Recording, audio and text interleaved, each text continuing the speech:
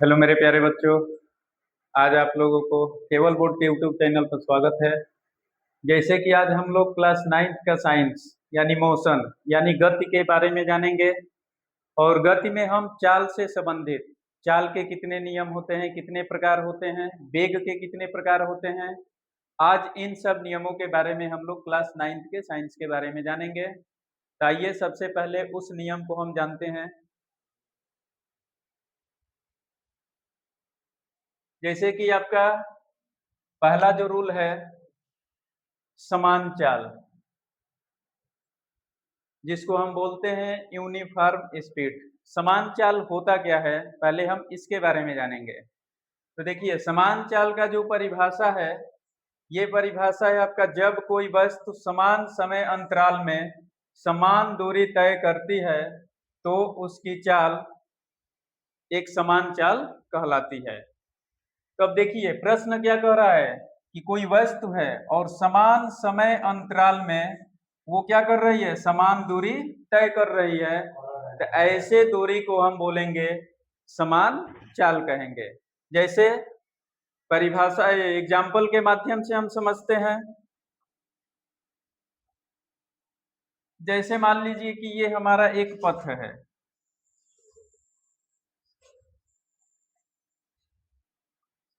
यहाँ पर कोई वस्तु है, मान लीजिए ए, यहाँ पर बी, यहाँ पर सी और यहाँ पर डी। परिभाषा क्या कह रहा है कि कोई वस्तु समान समय अंतराल में, जैसे मान लीजिए कि यहाँ पर मैंने समय ले लिया 1 घंटा और 1 घंटा में ये वस्तु ए से जब बी पर आ रही है तो इसका जो चाल हो रहा है 50 किलोमीटर प्रति घंटा।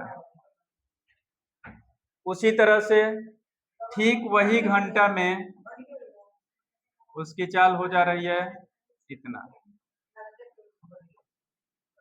वही आपका 1 घंटे में वही चाल हो रहा है आपका। अब यहाँ से हम देख रहे हैं कि जो वस्तु है वो हर 1 घंटा में 50 किलोमीटर प्रति घंटे की चाल से क्या कर रही है, चल रही है। ऐसे नियम को ही हम बोलते हैं एक समान चाल। दूसरा जो आपका नियम है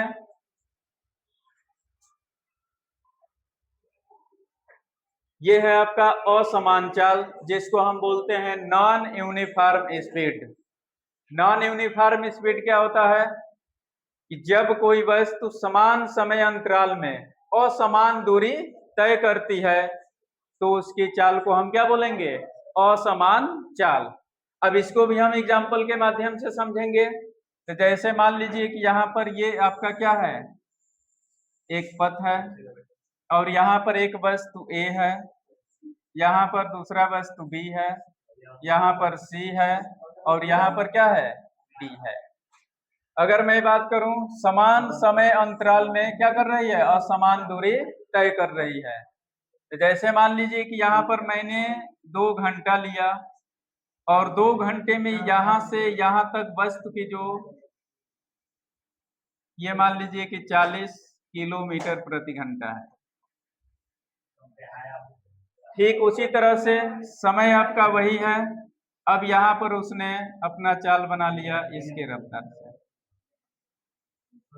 वही आपका समय यहाँ पर 2 घंटा है और यही चाल आपका हो गया 55 किलोमीटर प्रति घंटा। यानी यहाँ हम देख रहे हैं कि समय तो एक समान है, लेकिन जो इसकी चाल है वो हमेशा क्या कर रही है, बदल रही है। तो ऐसे नियम को हम बोलेंगे असमान चाल। असमान चाल के बाद अब हम लोग देखेंगे अगला नियम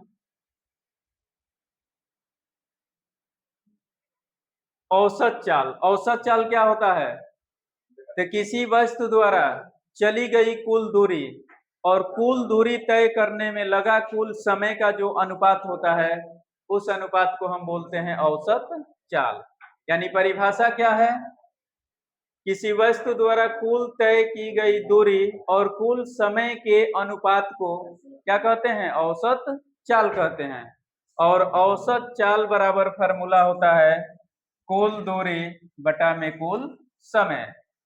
जैसे मान लीजिए कि यहाँ पर एक पथ है, ये ए हो गया, ये बी हो गया, ये सी हो गया और ये हमारा क्या हो गया, डी हो गया।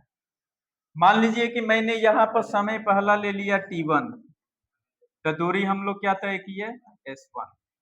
ठीक उसी तरह से अगर मैंने यहाँ पर ले लिया t2, तो यहाँ पर क्या हो गया, s2। उसी तरह से यहाँ पर मैंने ले लिया t3, तो यहाँ पर क्या हो गया, s3।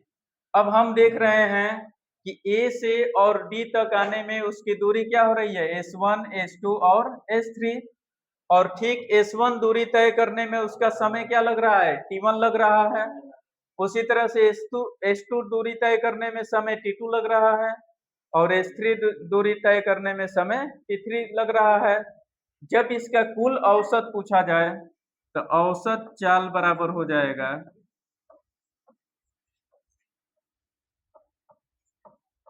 बराबर, फार्मूला क्या कह रहा है, कुल दूरी। तो कुल दूरी हमारा क्या है, S1 plus S2 plus S3 बटा में कुल समय हमारा क्या है, T1 plus T2 plus T3।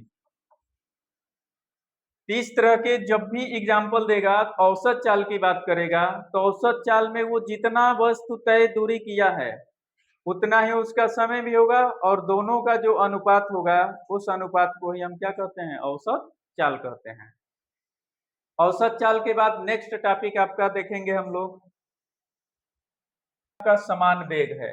और समान वेग का परिभाषा क्या होता है, तो कह रहा है कि जब कोई वस्तु समान समय अंतराल में समान विस्थापन, विस्थापन यानी समान दूरी और समान दिशा में गति करती है तो उसके वेग को हम क्या बोलेंगे, एक समान वेग कहेंगे। अब जैसे मान लीजिए कि यहाँ से एक वस्तु है और ये इस दिशा में गति कर रही है, मान लीजिए इसकी दिशा ये है गति करने की। अब यहाँ से ये वस्तु A है, यहाँ पर वस्तु है B, यहाँ पर वस्तु है C और यहाँ पर वस्तु आपका मान लीजिए D है। ये एक बिंदु से निकलकर और एक ही दिशा में गति कर रही है, किस बिंदु तक, मान लीजिए D बिंदु तक। अब यहाँ से मैंने मान लीजिए कि समय ले लिया 1 घंटा और 1 घंटा में ये दूरी तय किया मान लीजिए 40 किलोमीटर प्रति घंटा, 40 किलोमीटर। उसी तरह से आपका समय वही सेम 1 घंटा है और यहाँ भी दूरी उसने कितना तय किया, 40 किलोमीटर। ठीक उसी तरह से यहाँ भी ये समय 1 घंटा लिया है और इसकी दूरी क्या तय हुई, 40 किलोमीटर। यानी हम देख रहे हैं कि इसकी दिशा क्या है, एक ही दिशा है और एक ही दिशा में जो समय लग रहा है हमारा 1 घंटा और दूरी कितना तय हो रहा है, 40 किलोमीटर। फिर नेक्स्ट हमारा समय आपका वही लग रहा है और दूरी भी आपका सेम 40 किलोमीटर है। अगले कंडीशन में देखेंगे तो यहाँ भी समय हमारा 1 घंटा है और दूरी भी हमारा क्या है, 40 किलोमीटर। यानी हम देख रहे हैं कि इसका समय एक समान है और एक समान समय के साथ ही ये एक समान दूरी भी क्या कर रही है, तय कर रही है। इस तरह के नियम को हम बोलते हैं समान वेग। समान वेग के बाद नेक्स्ट जो हमारा टॉपिक है वो असमान वेग है। असमान वेग में क्या होता है, जिसकी दिशा और परिमाण निरंतर बदलता रहता है, तो ऐसे वेग को हम बोलेंगे असमान वेग। अब देखिए असमान वेग क्या होता है, जब किसी वस्तु के वेग का परिमाण या दिशा बदलती रहती है तो उसका वेग क्या कहलाता है, असमान वेग कहलाता है। जैसे मान लीजिए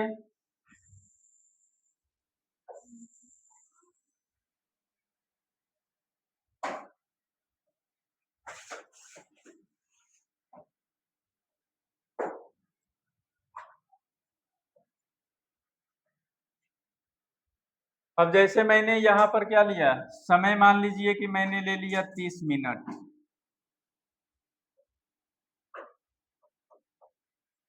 और 30 मिनट में इसने दूरी तय किया मान लीजिए 30 किलोमीटर। ये इस दिशा में चल रही है। अगले टॉपिक में हम देख रहे हैं कि समय हमारा 30 मिनट ही लग रहा है और दूरी इसने क्या किया, मान लीजिए 20 किलोमीटर तय किया। फिर आपका समय 30 मिनट ही है और यहाँ पर इसने दूरी तय के लिया, मान लीजिए 50 किलोमीटर। अब हम देख रहे हैं कि समय के साथ इसकी जो दिशा है और परिमाण है वो दोनों आपस में क्या हो रही है, बदल रही है। लेकिन समय हमारा हर कंडीशन में 30 मिनट ही लग रहा है, लेकिन इसका परिमाण और दिशा आपस में क्या हो रहा है, बदल रहा है। तो ऐसे घटना को हम बोलते हैं असमान वेग। असमान वेग के बाद नेक्स्ट जो आपका टॉपिक है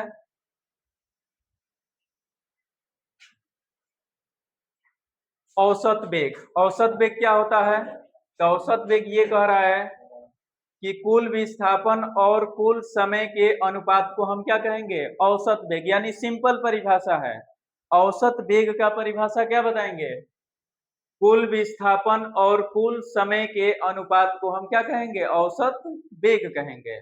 और औसत वेग का जो सूत्र होता है आपका होता है कुल विस्थापन बटा में कुल समय। अब जैसे मान लीजिए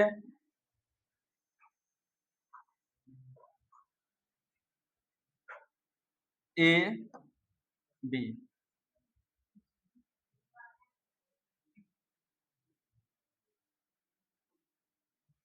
मान लीजिए यहाँ पर एस सी है, इसने मान लीजिए कि S1 और यहाँ पर हो गया S2, यहाँ पर समय हो गया आपका T1 और यहाँ पर हो गया T2। अब देखिए कुल विस्थापन का मतलब क्या होता है, विस्थापन का मतलब होता है अंतर। विस्थापन का मतलब क्या होता है, अंतर। यानी दोनों जितना दूरी आप चलेंगे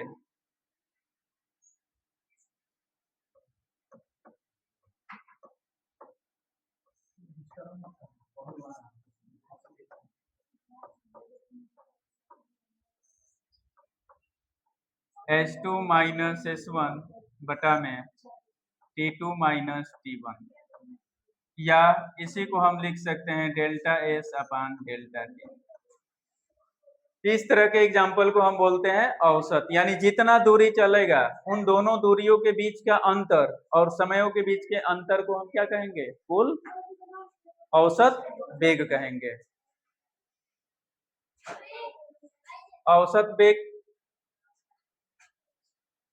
तो इस तरह से आज हम लोग चाल के प्रकार के बारे में समझे और वेग के प्रकार के बारे में समझे, और कुछ हम लोग इस पर एक दो न्यूमेरिकल कर लें ताकि प्रश्न समझ में आ जाएगा कि औसत चाल क्या होता है और औसत वेग क्या होता है। तो आइए पहले हम लोग उस न्यूमेरिकल को देखते हैं।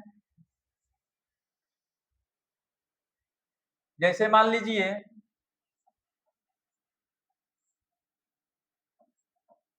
एक वस्तु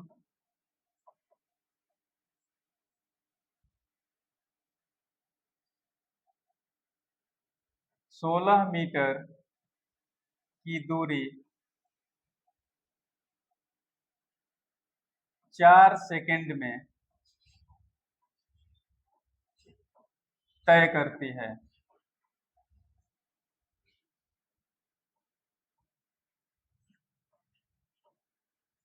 तथा अगले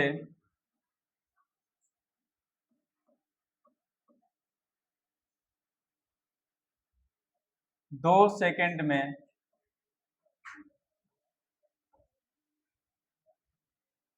20 मीटर की दूरी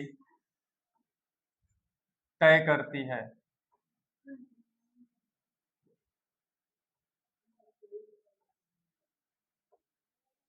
तो इस वस्तु का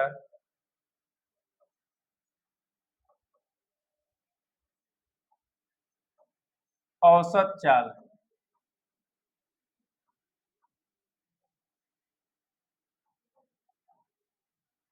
क्या होगा।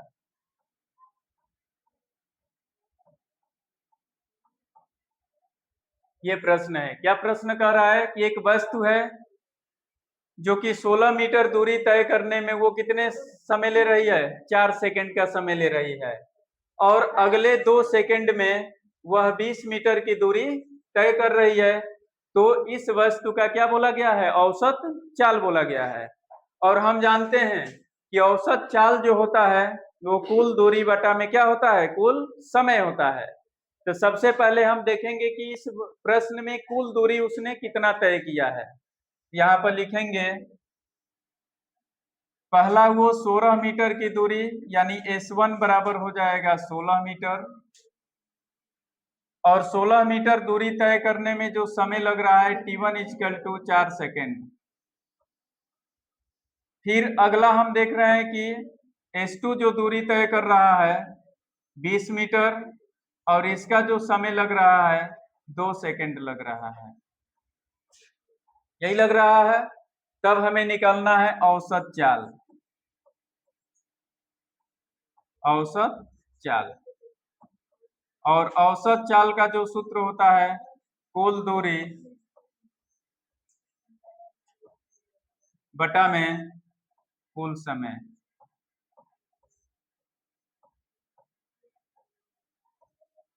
कुल दूरी हमारा क्या है? तो कुल दूरी हमारा S1 प्लस S2 है, बटा में कुल समय आपका है T1 प्लस T2।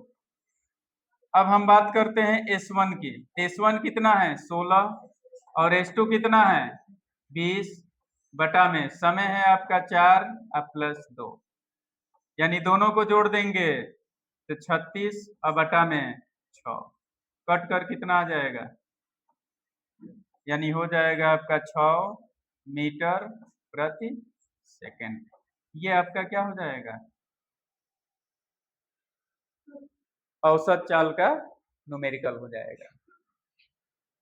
नेक्स्ट जो आपका टॉपिक है, जैसे मान लीजिए कि कुल दूरी पूछ दे, कुल विस्थापन पूछ दे, तो उसको हम कैसे हल करेंगे? दूसरा एग्जांपल जैसे मान लीजिए कार ए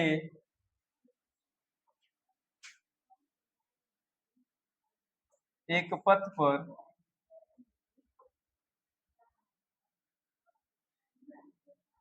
400 मीटर दूरी तय करती है।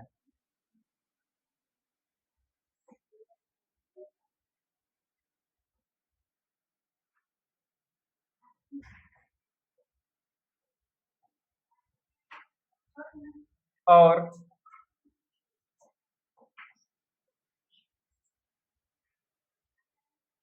बी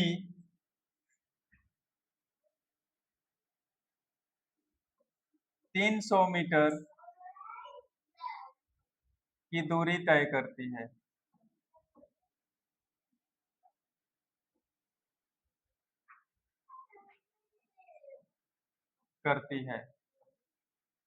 मान लीजिए आपसे पहला पूछ दे कुल दूरी बताइए, और दूसरा आपसे पूछ दे कुल विस्थापन बताइए।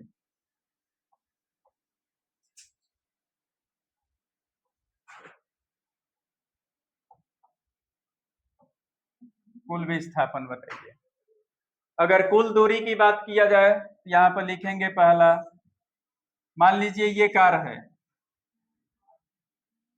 ये ए है।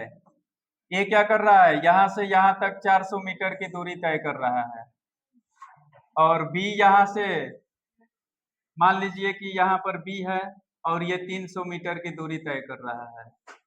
इसको मान लीजिए इससे कुल दूरी की अगर बात किया जाए तो कुल दूरी बराबर क्या हो जाएगा?